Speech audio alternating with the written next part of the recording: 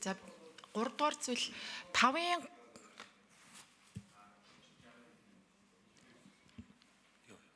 За асуух уу.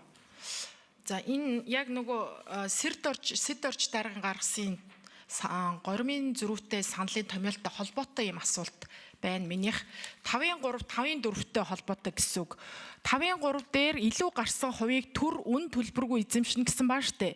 Тэгээ тэрнээс дээш хуучин хуулийн заалтаараа болохоор 5-ын 3 дээр уг хувийн гэд хэлсэн байгаа.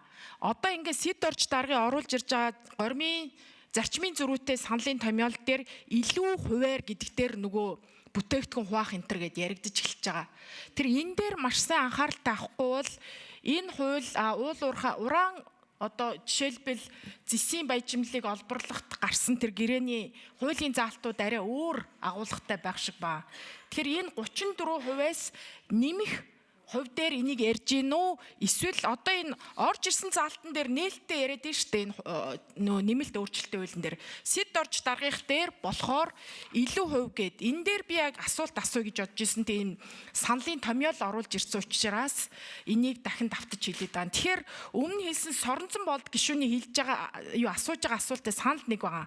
За энэ үн төлбөргүй хувь түүнээс дээш илүү гарсан хувь дээр гэдэг дээр ач холбогдол өгөөрэй. Маш сайн тодорхой явахгүй бол энэ дараа нь маргаан дагуулах уу гэж бас санаа зовж байна. За 2 дугаар дээр тооцоол дээр бас зөндөө асуучлаа. Сая хамгийн сүүлд соронзон болд гэсэн асуучлаа. Аргачлал ярьж байгаа. Хамгийн гол нь бидний санаа зовж байгаа юм бол амнатын 5% дээр нэмэх нь одоо 5% тэгэд нэмээд үн нэмэгдүүл өсөн нэмэгдэх татвар ногдуулах татвар хувь. Эдрийн тооцоолоор бид нар 34% болоод олж байгаа энэ орлогочин ирээдүйн үн цэнийг тооцоход яг энэ ашигтай байж чадж гин үү? 34%-ийг үн төлбөргүй эзэмших байснаасаа давуу гарч чадах уу? Энэ тооцоол дээр маш сайн анхаараарай л гэдэг. Энтэй холбогдуулаад хариулт бараг зөндөө сонслоо нэмж тайлбар байл сонсъё.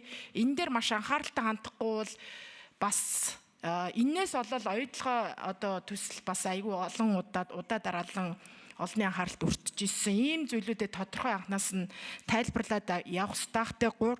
Нэмж сануулж зүгээр хэлмээр байгаа зүйл нь засаглалын асуудал маш чухал байдаг. Холбогдох, харьяалагдах, ажиллах засаглалын асуулт, тэгээ мэдээллийн нээлттэй ил тод байдал бас маш чухал. Мэдээл далд байснараа мэдээж угаасаа ийм орлоготой газар анхаарал төвлөрсөн байдаг. Мэдээлэл хүмүүс яах вүлээ?